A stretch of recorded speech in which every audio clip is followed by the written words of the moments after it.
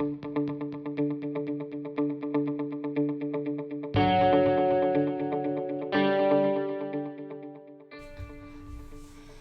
am pleased to interview Henek, co-founder of Hype. He's a passionate founder and venture builder who's got a varied career that gives him unique and holistic experiences that are rarely found in those who invest in or build startups. Starting his career in trading at the likes of Bear Stearns and JP Morgan, he realized the banker life wasn't for him and met with Brian Chesky, CEO of Airbnb, for a job. He was appointed Airbnb's first hire in Asia and GM of Greater China. Henek's next career move was to launch WeWork in Asia, and this is where I met Henek. As one of WeWork's first tenants in Hong Kong, our company, Genie, was 3 smelly guys in a room, and we certainly enjoyed the wonders and perks of WeWork. Henek did a great job making it a novel and unique workplace. Suffice to say, we had a great time. But soon after, Henek set out on his own, building Hype, a venture builder that has invested in and launched companies like Carousel, SnapAsk, and Goat in new markets across Asia. Hype now builds direct-to-consumer brands like YuYu, Ardo, and Quest Studios. Henek has been a great supporter of Genie and a great friend. I'm proud that he is the first person I'm interviewing on a founder's life.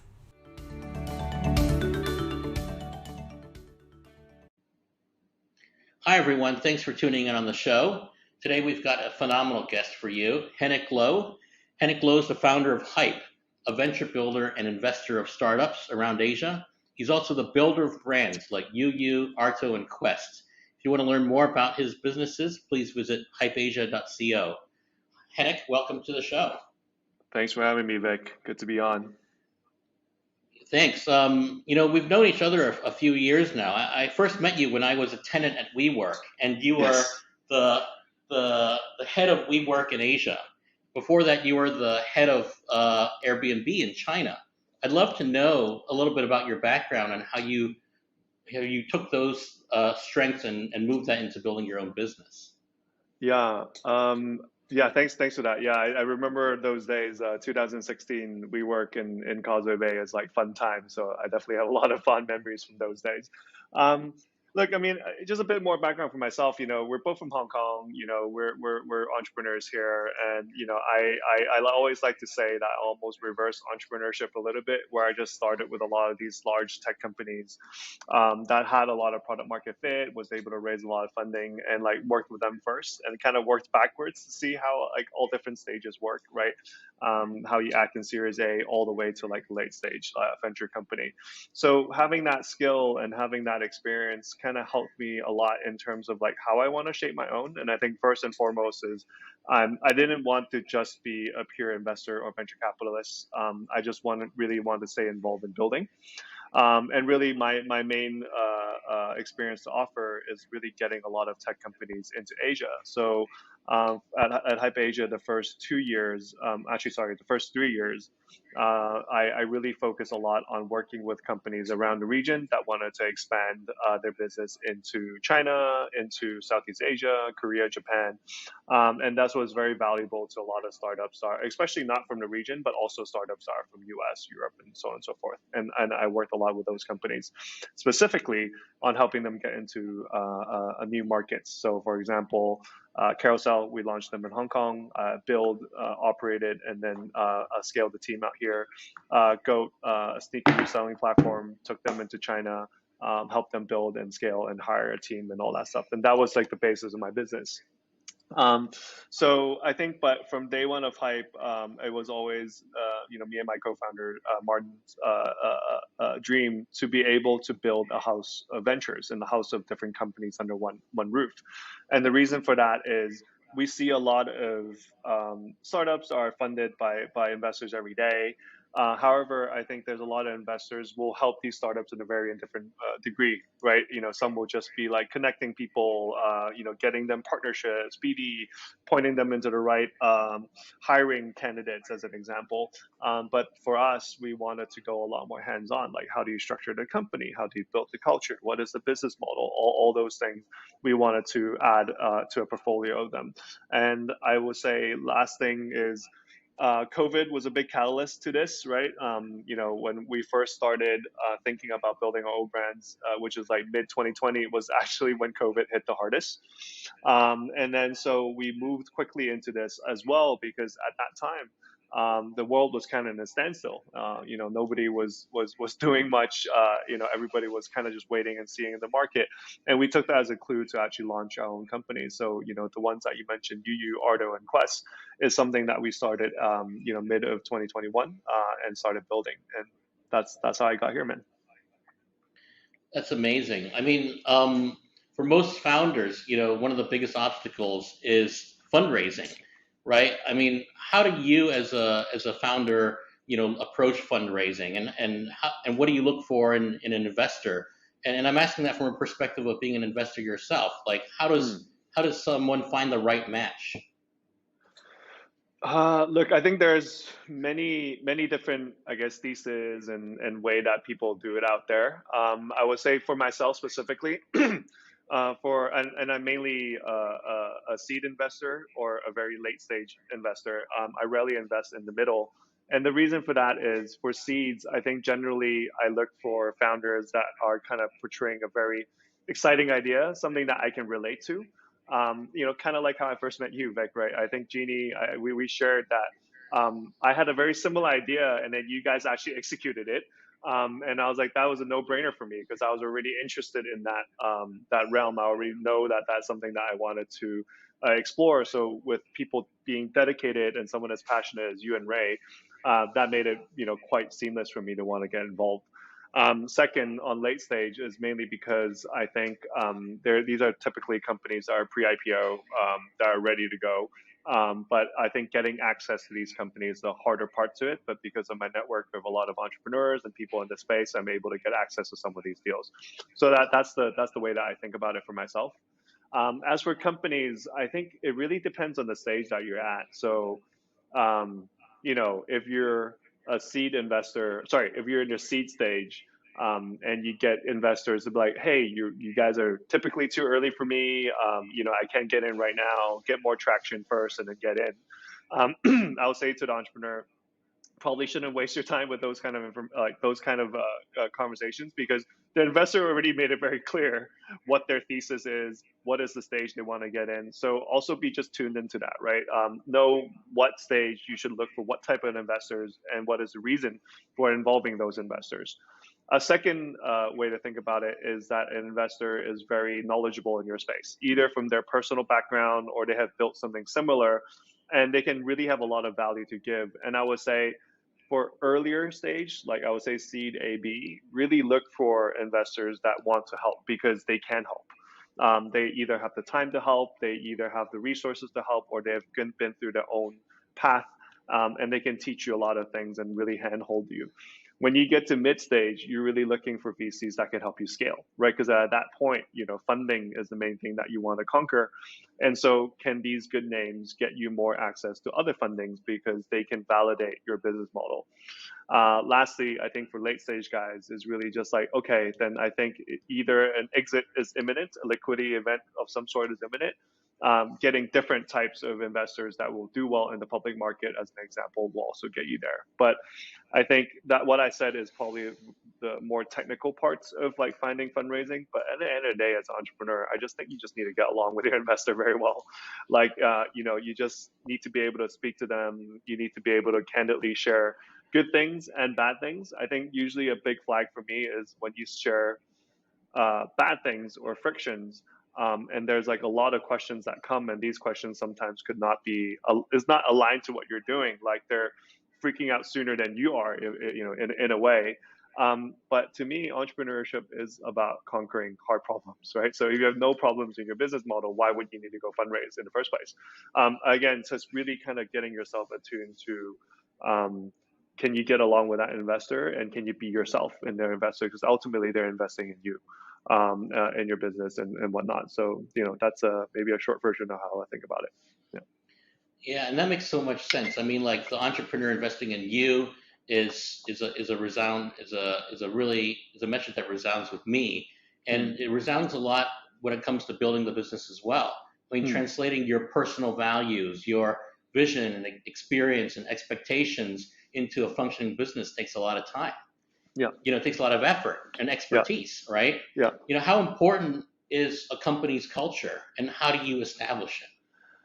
Oh man, this is a topic that's like, dear and near to me because I joined Airbnb back in 2012. The company lives and dies by its culture, and I still always say I bleed Airbnb, which means that I'm still friends with a lot of people there. Either they have left the company, they're still there. I still keep in touch with the founders and talk to them. But they spent an enormous amount of effort to build what we call culture. For people, I think culture can mean many different things. But to me, I kind of go by what we call a bunker test.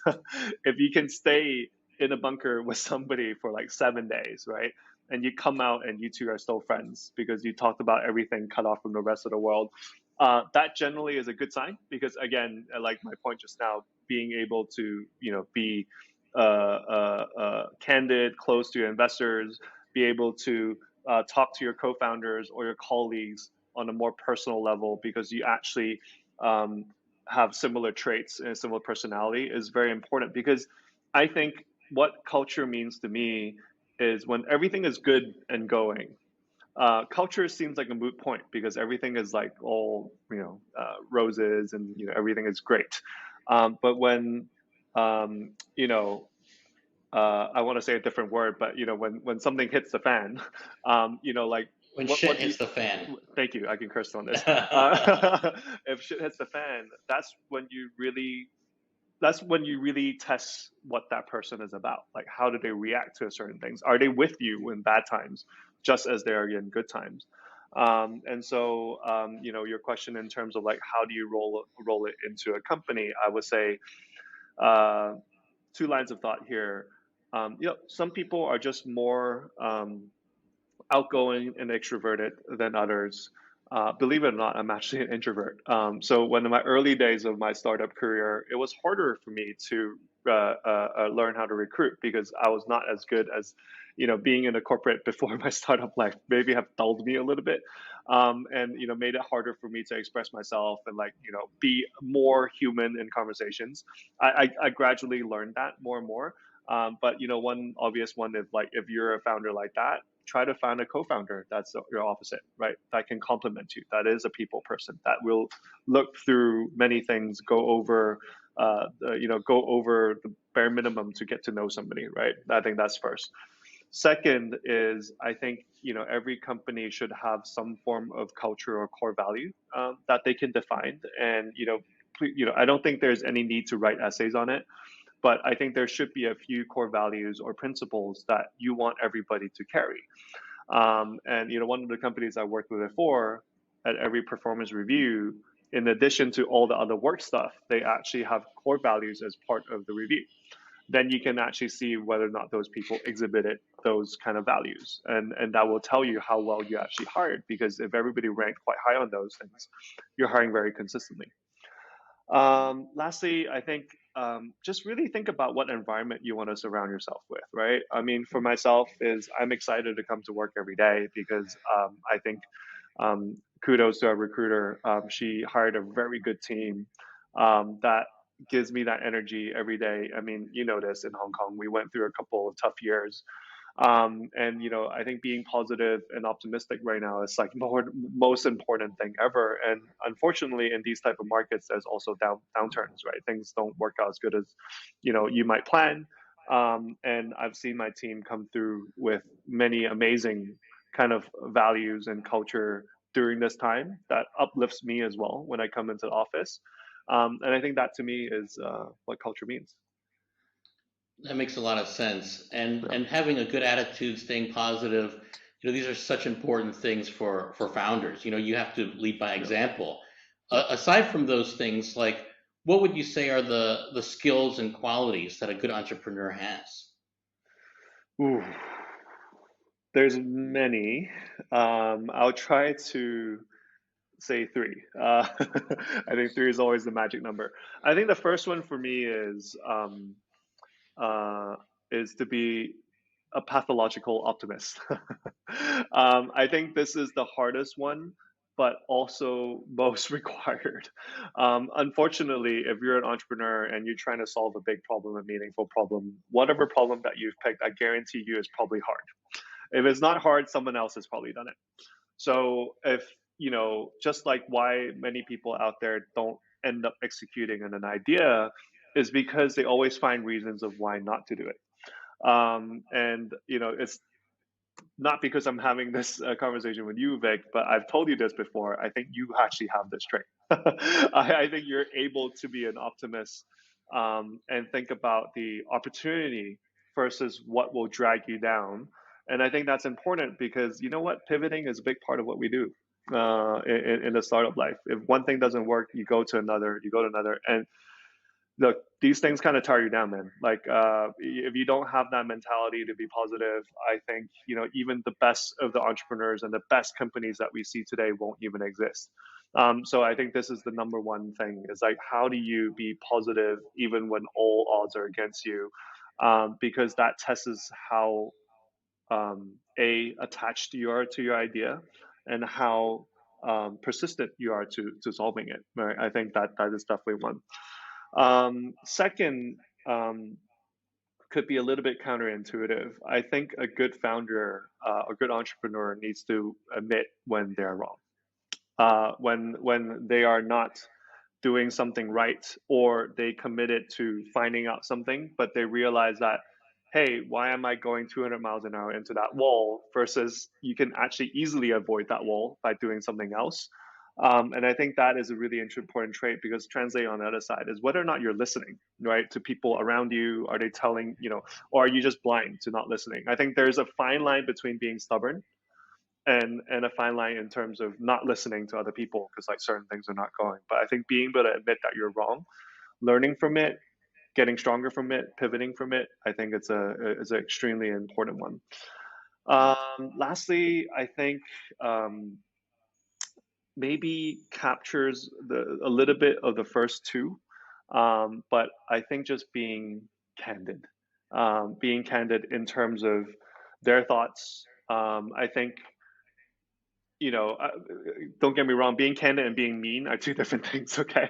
But sometimes I think people may shy away too much about what they really think and then not be able to deliver that to either their teams or their co-founders. And I think that's usually when bad things start breaking down.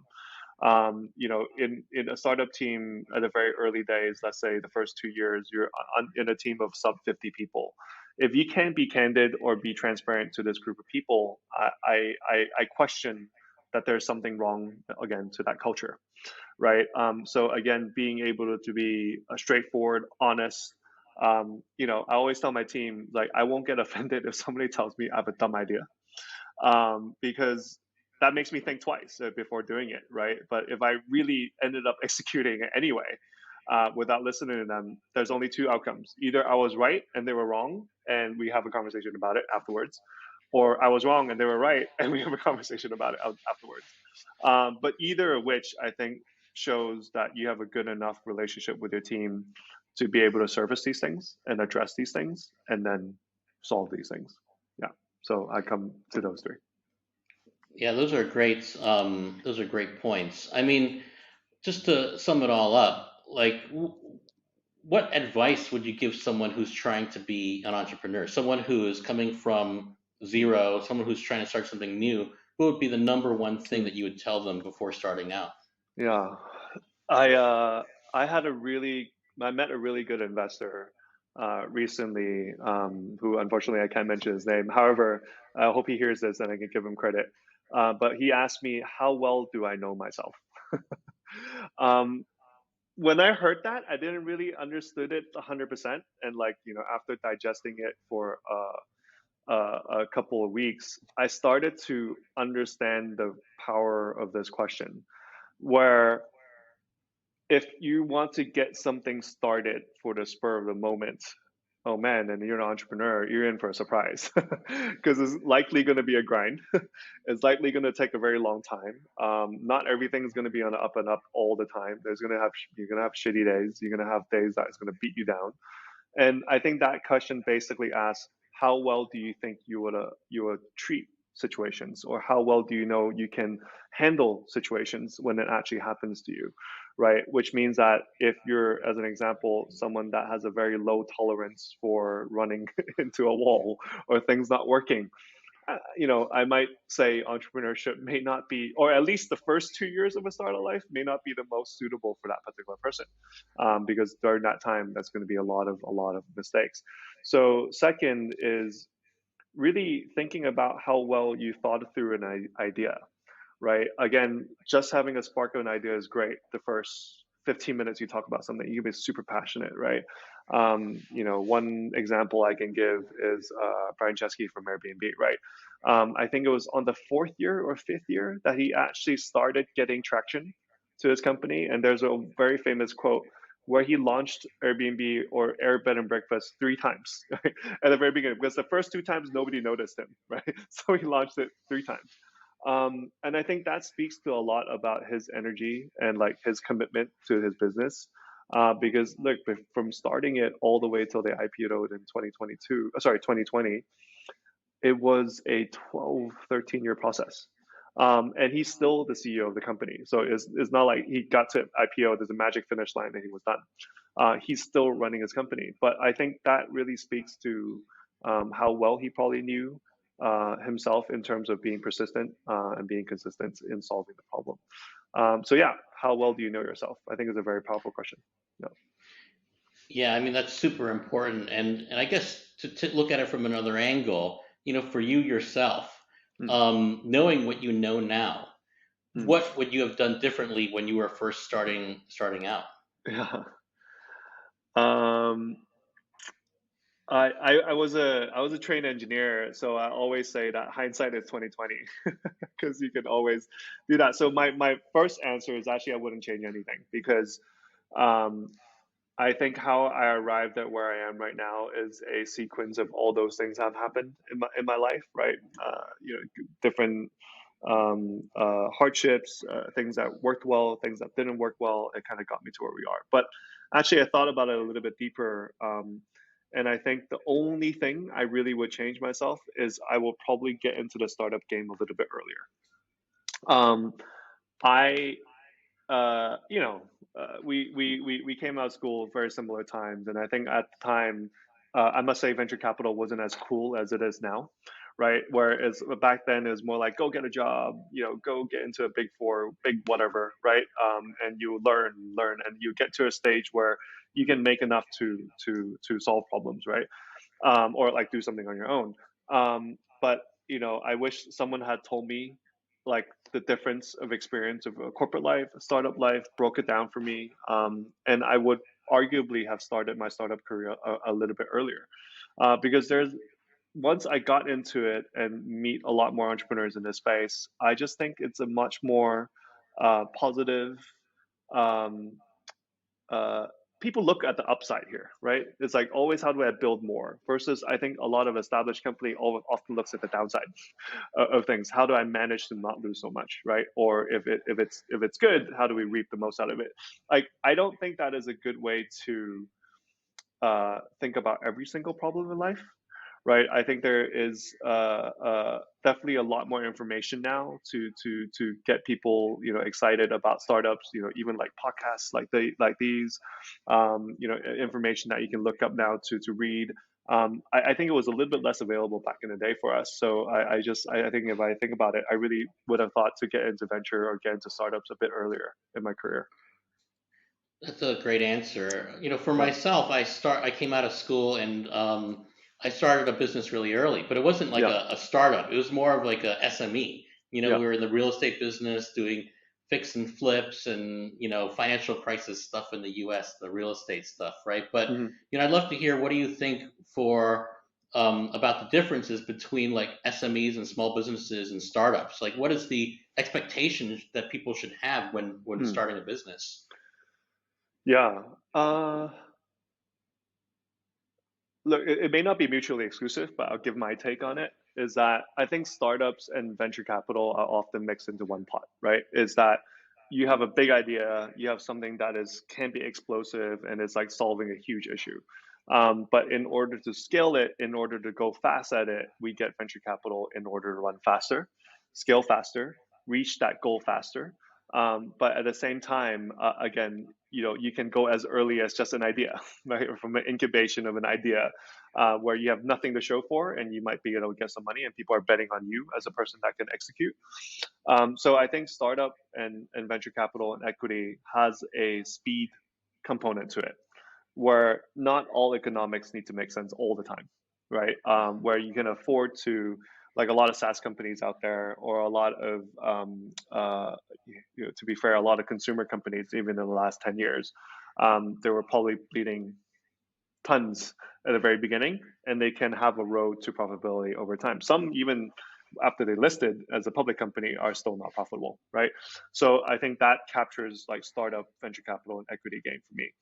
Where I think a SME, or kind of to your point, when you first started your first company, you're probably a very good business where you have revenue coming in, your cost basis makes sense, your top line overcomes your bottom line, and you have profits. You're able to calculate that. You're able to be able to make sense of like this will potentially either sustain your company or yourself, and is a really good business. However, I must say, um, is what I just described investable?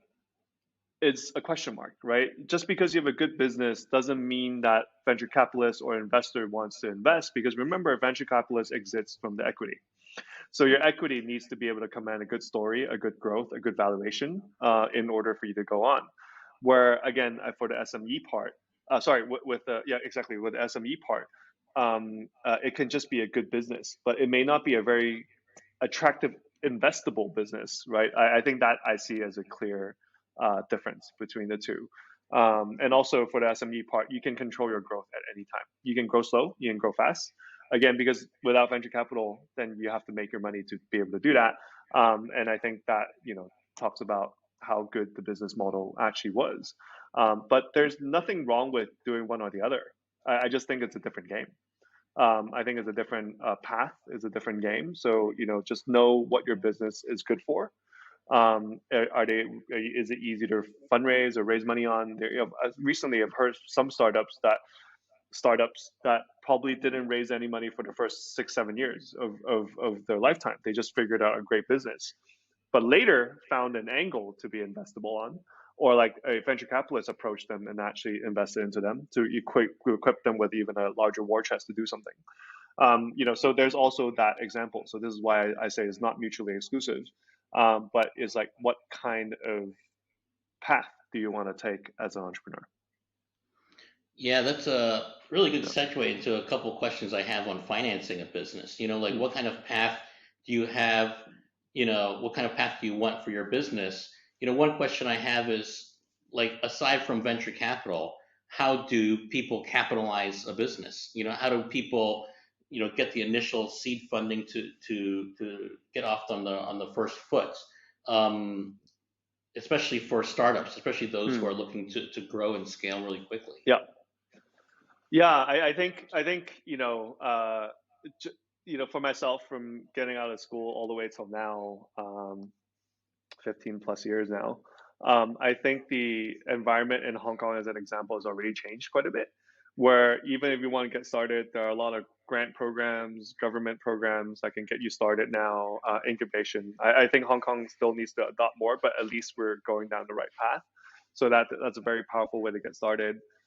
Second is that even just looking at all these banks and finance firms right now, a lot of them are attuned to this business model as well, and they're giving a lot of like easier access to capital in a debt form, in financing form. It really just depends on what kind of business you're running. So, as an example, if you're a D2C investor today, if you're a D2C operator today, direct to consumer, and you're selling goods, a lot of banks are willing to give financing on just purchase orders, right?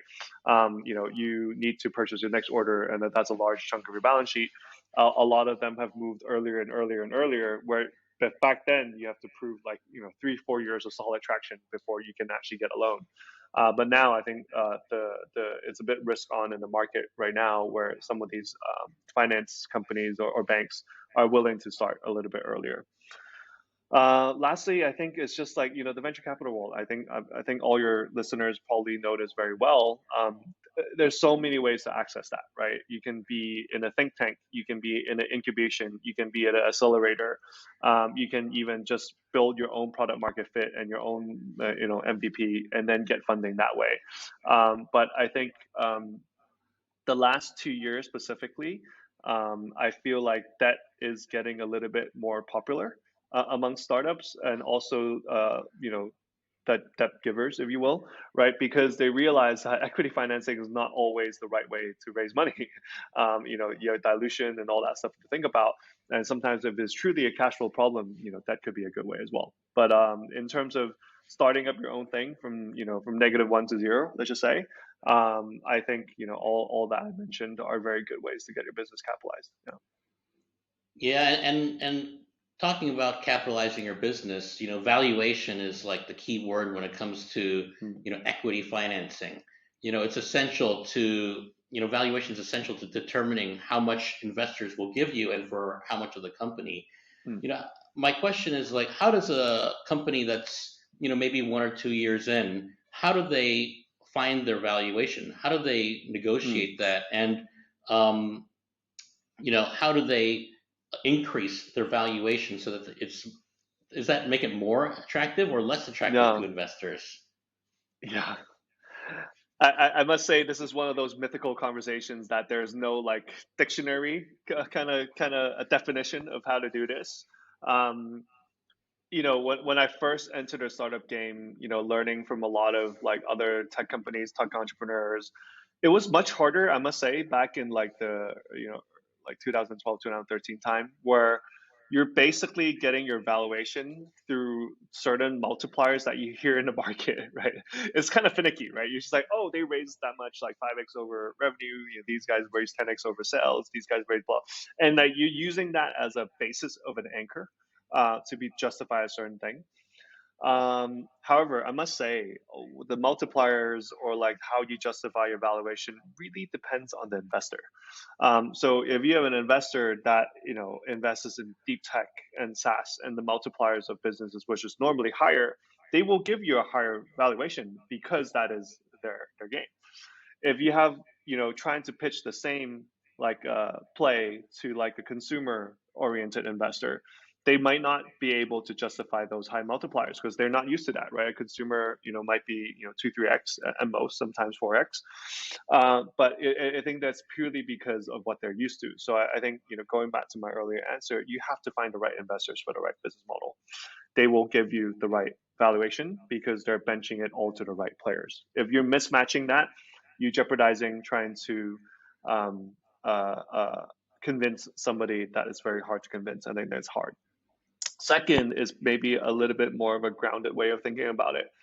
Um, because I used to be in finance and I used to be an engineer, so I just happen to be good at spreadsheets, and really just documenting our entire finance, uh, the books, if you will, right? Having a clear way to show revenue, momentum, cost lines, what you can do to shave certain things off.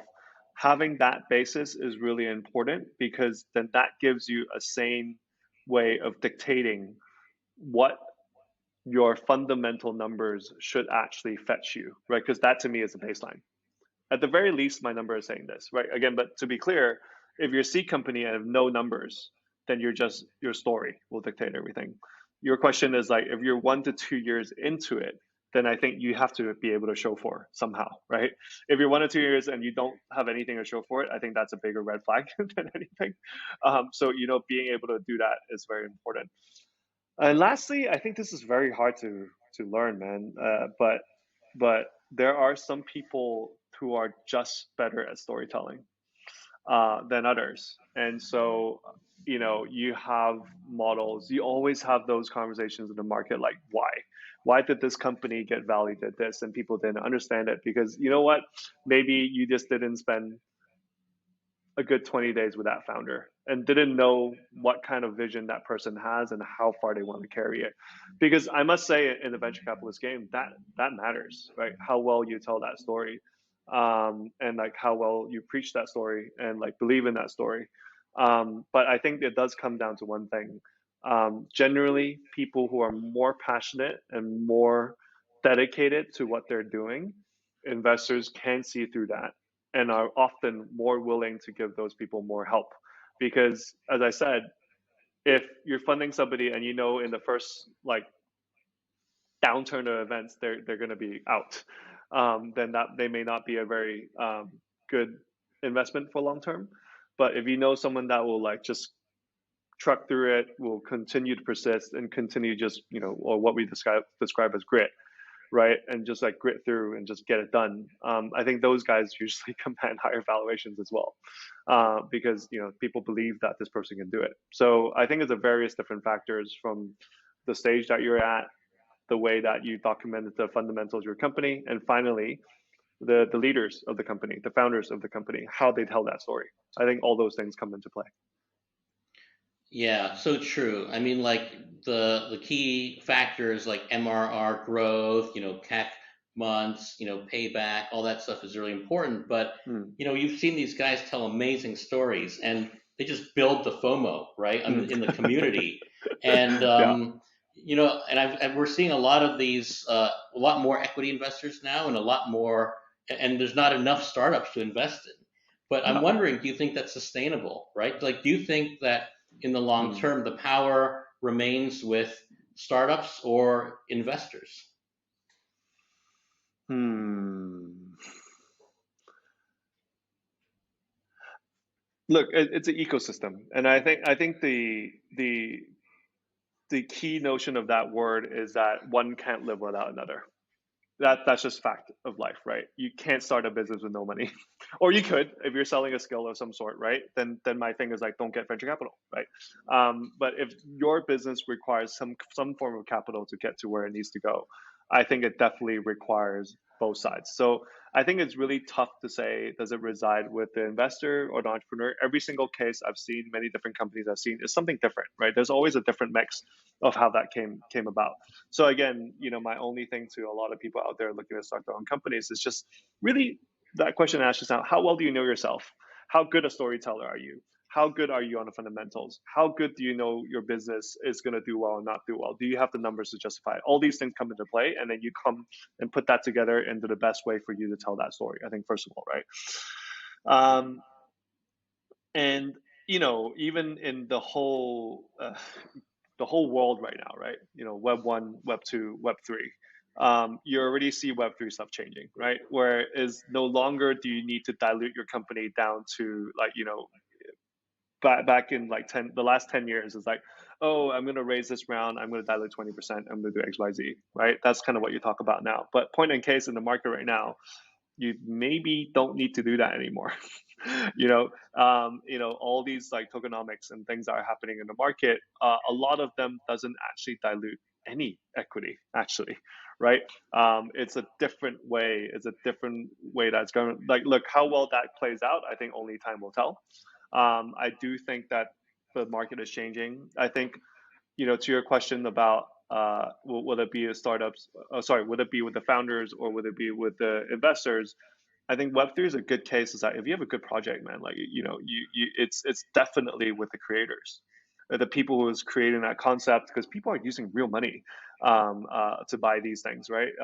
Real tokens, real crypto, real fiat to get in, and genuinely they're going in for something not too much than a white paper, right, to get started. So you can see it shifting, but I think the ecosystem is that if you do that and you don't deliver what you want to deliver, that time will also tell.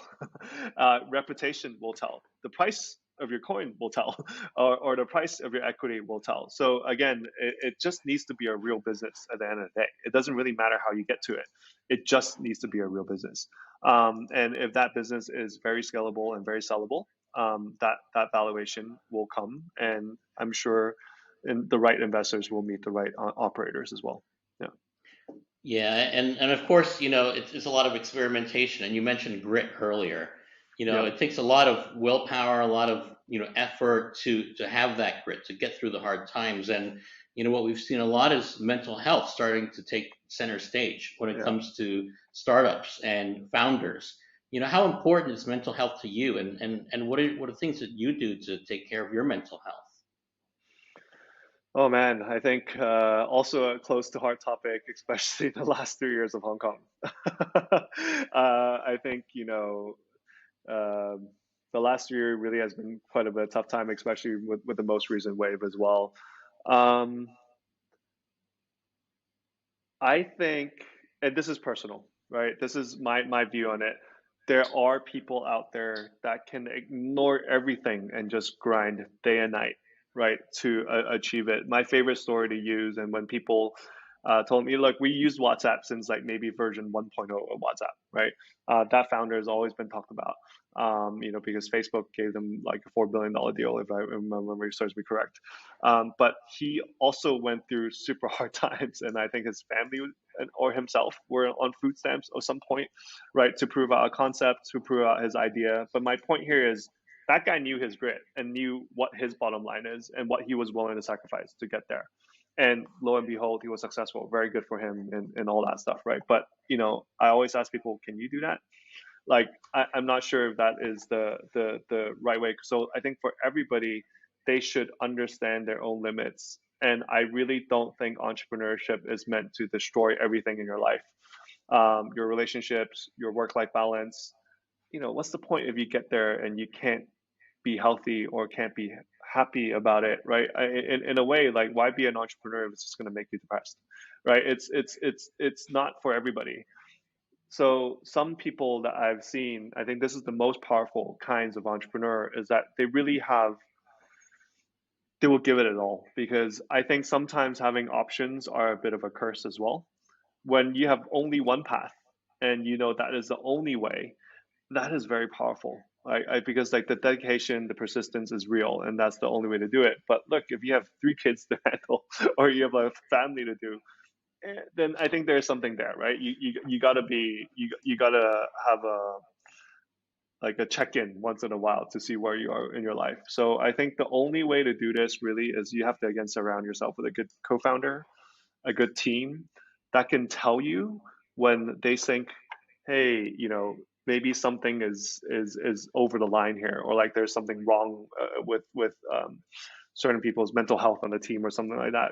We always call out each other and say, hey, I think you should just take the weekend off. You should take a couple weeks off, whatever, right? These are what good co-founders and good colleagues will do to each other. We support each other. Sorry, you had one more thing you asked just now, but I forgot. I forgot it as well. It's not a Yeah, big deal because I think yeah, but you yeah. really, yeah. Sorry, go ahead. No, yeah, I was just gonna say that's the only thing, man. Like it goes back to how well you know yourself and whether or not you can balance everything. So I mean, balance is still the key point. You have to do everything balanced. It cannot be very extreme, one or the other. Either you can be extreme and you can take it, or you can't and you don't do that. And I think there's different ways to create companies. Another founder, the founder of Shopify and still the acting CEO today for a massive listed company. I think there was an article that was about him that he never worked more than 8 hours a day or something like that. Right? That was like a principle he had. Right? He just from day one he started. I think that's also very hard to do. But I think he made a mental decision that that's what it was important for him in his own life, and I think that is a crucial factor to a successful founder or CEO or entrepreneur. Yeah, Got it. Well, I think that's a great point to end the podcast. All sure. of us need to take care of ourselves and make sure we're doing the right thing for ourselves. But I think, and that's a great message. Yeah, Anyways, Henek Low, thank you so yeah. much for coming on the show. I really appreciate your time, and Thank you. I'm Yeah, sure thank you, everyone's Vic. going to appreciate your insights as well. Thank you. Yeah, I hope so, man. And thanks for having me on the show. And stay healthy. And I'll see you soon. Like, Cheers. cheers.